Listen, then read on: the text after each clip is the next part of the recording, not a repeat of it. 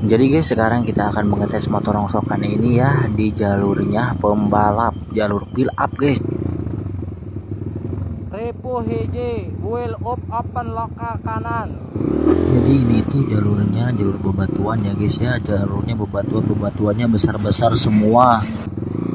Nah, di sini jadinya ketahuan apa kelemahannya ya. Di sini ternyata motornya kependekan. Jadi si gear belakang itu kangsar ke batu-batu ya, atau juga si tensioner rantainya itu kebanyakan tergeser-geser sama batu, jadinya rantainya gampang copot ya gara-gara tensionernya itu.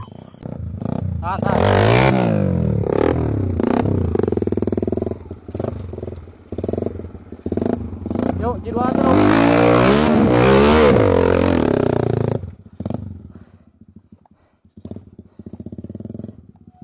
Asoy. Jangan dong.